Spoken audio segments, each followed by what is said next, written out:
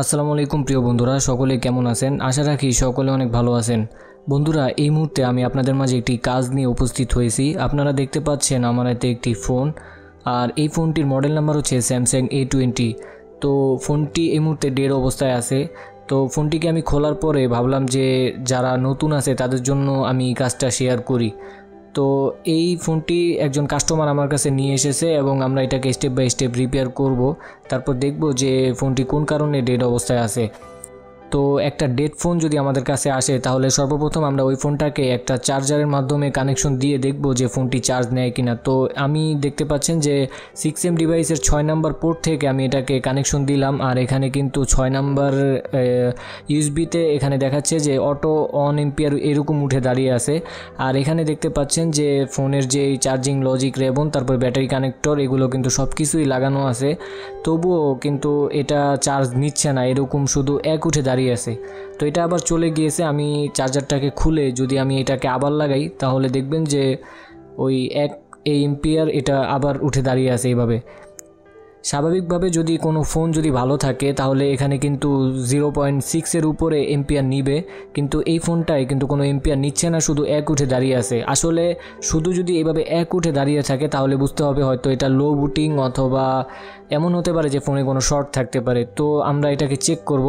সর্বপ্রথম আমরা এটার ব্যাটারিটাকে একটু চেক করে নিব যে ব্যাটারিতে কত ভোল্টেজ আছে। দেখতেই পাচ্ছেন যেখানে 2.4 ভোল্টেজ এরকম দেখাচ্ছে। তো 2.4 ভোল্টেজে কিন্তু একটা ফোন চালু হবে না। তারপর আমরা এটার ব্যাটারি কানেক্টরে একটু শর্ট চেক করব। যে এখানে দেখতে পাচ্ছেন যে আমরা পজিটিভটাকে নেগেটিভে আর নেগেটিভটাকে পজিটিভে ধরার পরে এখানে রিডিং দেখাচ্ছে। আর যদি আমরা এটাকে সঠিকভাবে ধরি তাহলে কিন্তু এটা 1000-এর উপরে রিডিং দেখাচ্ছে। মানে এই শর্টটা চেক করার নিয়ম হচ্ছে যে আপনি একভাবে ধরলে এটা 200 মানে 250 থেকে 700 এর মধ্যে রিডিং দেখাবে, আর আরেকভাবে ধরলে রিডিং দেখাবে না। যদি দেখায় তাহলে সেটা 1000-এর উপরে দেখাবে। তাহলে বুঝতে হবে যে আপনার ব্যাটারি কানেক্টরে মানে ভিভ্যাট লাইনে কোনো শর্ট নেই। তো আমরা এবার এটাকে পাওয়ার সাপ্লাইয়ের মাধ্যমে চেক করব যে পাওয়ার সাপ্লাইতে কত রিডিং আসে। দেখতেই পাচ্ছেন আমি এটাকে পাওয়ার সাপ্লাইতে কানেকশন দেওয়ার পরে পাওয়ার বাটন প্রেস করা ছাড়াই কিন্তু এখানে অটো 6 এম্পিয়ার নিচ্ছে। দেখতে পাচ্ছেন এখানে 6% এরকম দেখাচ্ছে যে অটো 6 উঠে দাঁড়িয়ে আছে। আমি কিন্তু কোনো পাওয়ার বাটন প্রেস করি নাই, তবু এটা 6 উঠে দাঁড়িয়েছিল। তো এখন হচ্ছে আমরা এটাকে খুলবো, তারপর দেখব যেহেতু এটা অটো রিডিং নিচ্ছে তার মানে বুঝতে হবে যে এটাতে কোনো শর্ট আছে। তো দেখতেই পাচ্ছেন যে বোর্ডটি কিন্তু এই মুহূর্তে পুরোপুরিভাবে ফ্রেশ অবস্থায় আছে, কেউ এটাতে কোনো কাজ করেনি। এবং এখানে টিন, তারপরে মাদারবোর্ড কিন্তু পুরোপুরিভাবে ফ্রেশ আছে। তো এখন হচ্ছে আমাদেরকে যেটা করতে হবে যে যেহেতু এটা অটো রিডিং তার মানে এখানে কোনো শর্ট আছে অবশ্যই। তো এখানে টিনের বাইরে যেই সমস্ত কম্পোনেন্ট আছে আমরা সেগুলোর মধ্যে একটু শর্টটাকে চেক করে দেখব যে কোথাও কোনো ক্যাপাসিটর শর্ট পাওয়া যায় কি না। যদি কোথাও কোনো শর্ট পাওয়া যায় তাহলে আমরা একটা ধারণা করে একটা টিন খুলবো। হ্যাঁ, তো মিটারটিকে আমরা বাজার মোডে রাখলাম। তারপর হচ্ছে এখন টিনের বাহিরে যেই সমস্ত ক্যাপাসিটর আছে সেগুলোর সাথে ধরে ধরে দেখব যে কোথাও কোনো শর্ট পাওয়া যায় কিনা।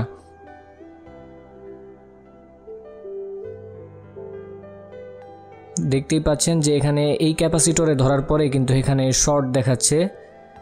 এখানে কিন্তু ক্যাপাসিটরের দুই পাশেই টিট করতেছে মিটারে, তার মানে বুঝতে হবে যে এই ক্যাপাসিটরগুলো এখান থেকে শর্ট। তো এখানে কিন্তু কয়েকটা ক্যাপাসিটরই শর্ট দেখিয়েছে। এখন আমাদেরকে একটা জিনিস বুঝতে হবে যে এটা কি আসলে প্রাইমারি লাইন থেকে শর্ট নাকি সেকেন্ডারি লাইন থেকে শর্ট। যদি প্রাইমারি লাইন থেকে শর্ট হয় মানে ভিপিএস লাইন থেকে যদি শর্ট হয় তাহলে সেটা রিপেয়ার করা আমাদের জন্য সহজ। আর যদি সেকেন্ডারি লাইন থেকে শর্ট হয় তাহলে সেটা রিপেয়ার করা আমাদের জন্য একটু ঝামেলা। তবুও আমরা এটা করতে পারবো ইনশাল্লাহ।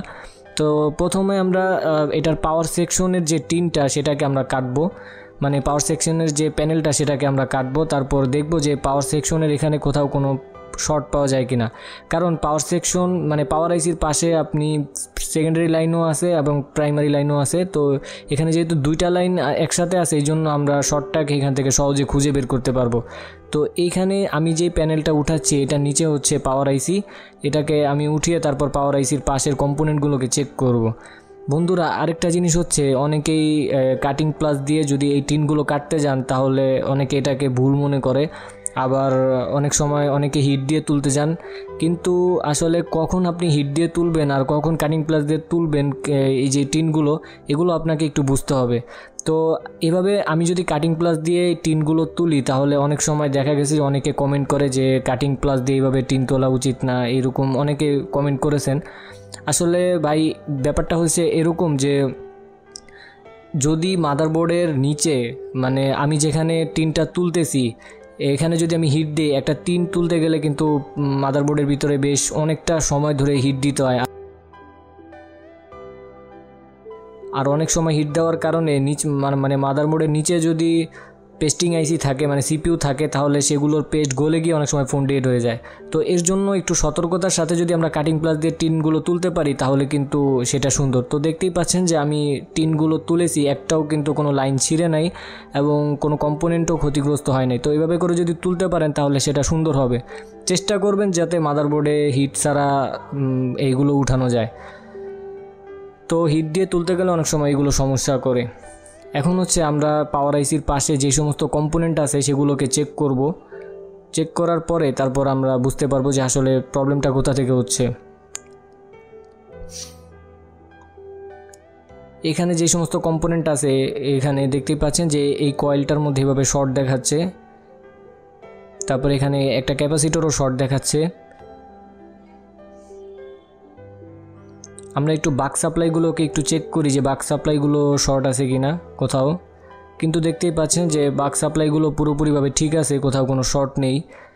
তো একটা জিনিস আমি পুরোপুরিভাবে ক্লিয়ার হলাম যে এটা আসলে বিপিএস লাইন থেকে শর্ট, এই জন্য এটা অটো 6 রিডিং উঠে দাঁড়িয়েছিল। এবং এই বিপিএস লাইনটা মাদারবোর্ডের বিভিন্ন জায়গায় থাকে। এখন আমরা এটা ফাইন্ড আউট করব যে আসলে কোন সেকশন থেকে এটা শর্ট হয়েছে। তো যেখানে আপনি শর্টটা পেয়েছেন, শর্টটা রিমুভ করার নিয়ম হচ্ছে যে আপনি মিটার মানে পাওয়ার সাপ্লাইয়ের যে ভোল্টেজ আছে, ভোল্টেজটাকে যেখানে আপনি শর্ট পেয়েছেন যেই কম্পোনেন্টের সাথে সেখানে কিছুক্ষণ ধরে রাখবেন, সম্ভবত প্রায় 10-15 সেকেন্ড যদি আপনি এভাবে একটু ধরে রাখেন তাহলে দেখবেন যে যেখানে শর্ট হয়েছে যেই টিনের নিচে ওই টিনের নিচে গরম হবে। তারপর হচ্ছে আপনি ওই টিনটাকে তুলবেন। তো এখানে আমি হাত দিয়ে ধরে ধরে দেখতে পাচ্ছি যে এই সিপিইউর পাশে এখানে গরম হচ্ছে, এই এতটুকু অংশের মধ্যে এখানে একটু বেশি গরম হচ্ছে। তো এখন আমরা এই টিনটুকু উঠাবো, তারপর দেখব যে এখানে আসলে কোন কম্পোনেন্ট বা কোন আইসিটা গরম হচ্ছে।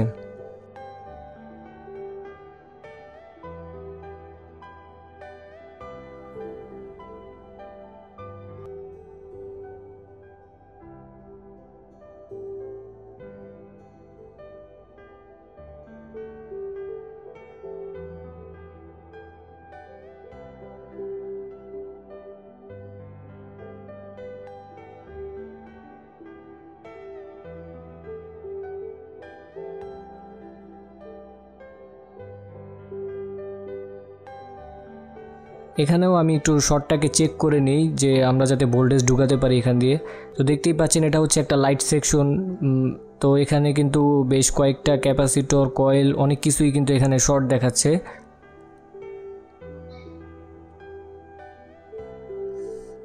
এখন আমরা এখানে রজন ধোয়া দিয়ে তারপর দেখব যে আসলে কোন কম্পোনেন্ট বা আইসি এখানে শর্ট হয়েছে।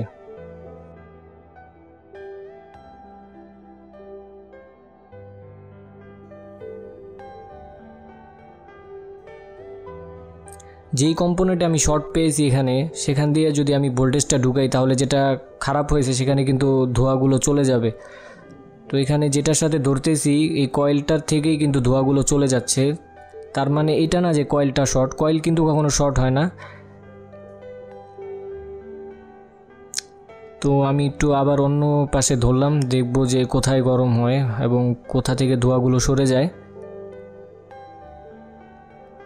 কিছুক্ষণ ধরে রাখার পরে এখানে কিন্তু কোথাও কোনো গরম হচ্ছে না এবং কোথা থেকেও ধোঁয়াগুলো সরে যাচ্ছে না, অথচ এখানে কিন্তু গরম হচ্ছে। তো এবার আমি এই উল্টা পিঠেও এখানে একটু ধোঁয়া লাগিয়ে দেখব যে এই পাশে আসলে কোনো শর্ট কিনা। যদি এই পাশে শর্ট হয় তাহলে কিন্তু ওই পাশের ধোঁয়াগুলো তেমন একটা উঠবে না। তো এই জন্য আমি এখানে যেহেতু গরম পেয়েছি তো এখানেও আমি একটু ধোঁয়া লাগিয়ে তারপর দেখব যে কোথায় গরম হয়।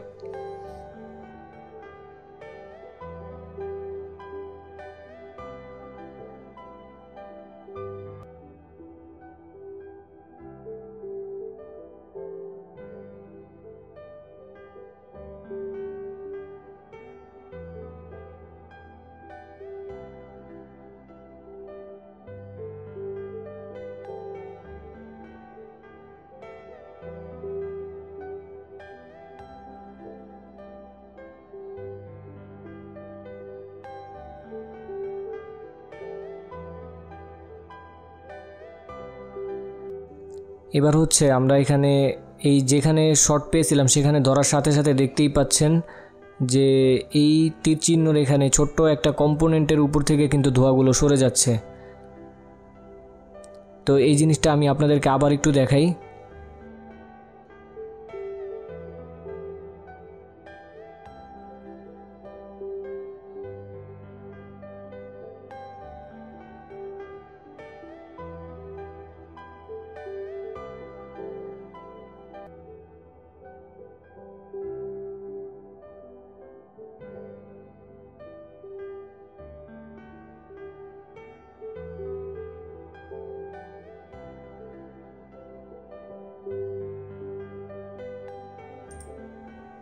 দেখতেই পারলেন যে এখানে এই ক্যাপাসিটরটা কিন্তু শর্ট হয়েছে আর এই ক্যাপাসিটরের উপরের থেকে কিন্তু ধোঁয়াগুলো সরে যাচ্ছে। এখন যদি আমরা এই ক্যাপাসিটরটাকে রিমুভ করে দেই তাহলে কিন্তু আমাদের এই শর্টটি চলে যাবে এবং আমাদের প্রবলেমটি সমাধান হতে পারে। দেখতে পাচ্ছেন যে টুইজারের মাথায় একেবারে সামান্য ক্ষুদ্রতম একটা জিনিস শর্ট হওয়ার কারণে পুরো মোবাইলটি কিন্তু ডেড অবস্থায় ছিল। আর এই সামান্য ছোট্ট একটা জিনিসকে ফাইন্ড আউট করার জন্য আমাদেরকে বেশ একটু মাথা খাটাতে হয়। একটু সঠিকভাবে কাজ করলে আপনি এই সামান্য জিনিসটাকে বের করতে পারবেন। এখন আমরা দেখব যে আমাদের শর্টটি গিয়েছে কিনা এবং ফোনটি চালু হয় কিনা, যেহেতু শর্টটা আমরা খুঁজে বের করতে পেরেছি। ব্যাটারিতে কিন্তু চার্জ নেই, তবু আমি এটাকে চালু করার চেষ্টা করব, দেখব চার্জে লাগিয়ে যে ডিসপ্লেতে কিছু শো করে কিনা।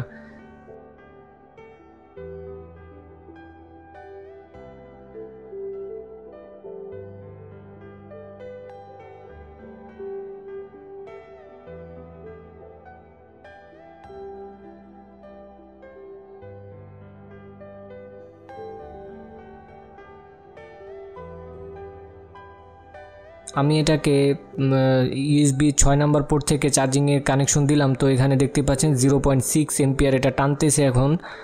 আর দেখি ডিসপ্লেতে কিছু শো করে কিনা। দেখতেই পাচ্ছেন যে ডিসপ্লেতে কিন্তু চার্জিংয়ের লোগোটা শো করতেছে। তার মানে বুঝে গেলাম যে আমাদের এই প্রবলেমটি কিন্তু সমাধান হয়েছে, ফোনটি কিন্তু এই মুহূর্তে চালু হয়েছে।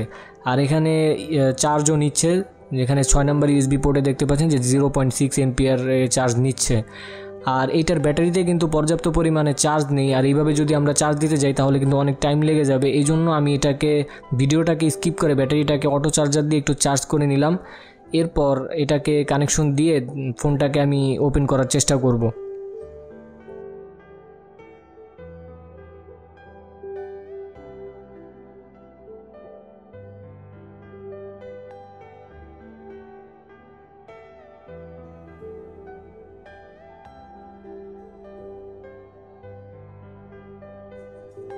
দেখতে পাচ্ছেন বন্ধুরা, ফোনটি কিন্তু এই মুহূর্তে ওপেন হয়েছে। তো এভাবে করে যদি আপনি কাজ করেন তাহলে কিন্তু আপনার এই ছোটোখাটো প্রবলেমগুলো আপনি খুব সহজেই বের করতে পারবেন। তো আমাদের GSM সার্ভিস পয়েন্ট হচ্ছে একটি মোবাইল রিপেয়ারিং ট্রেনিং সেন্টার। আপনি যদি মোবাইল সার্ভিসিং শিখতে চান তাহলে আমাদের এখানে আসতে পারেন এবং স্ক্রিনে দেওয়া নাম্বার থেকে কল করে আমাদের সাথে কথাবার্তা বলে এই বিষয়ে আপনি ফাইনাল করতে পারেন। তো ফোনটি কিন্তু এই মুহূর্তে পুরোপুরিভাবে চালু করতে আমরা সক্ষম হয়েছি। তো ভিডিওটি ভালো লাগলে অবশ্যই একটি লাইক করবেন এবং সুন্দর একটি কমেন্ট করবেন, কারণ আপনার একটি সুন্দর কমেন্ট আমাকে নতুন নতুন ভিডিও তৈরি করার প্রতি উৎসাহিত করে। তো বন্ধুরা, পরবর্তী কোনো ভিডিওতে দেখা হবে। সে পর্যন্ত ভালো থাকবেন, সুস্থ থাকবেন। আল্লাহ হাফেজ।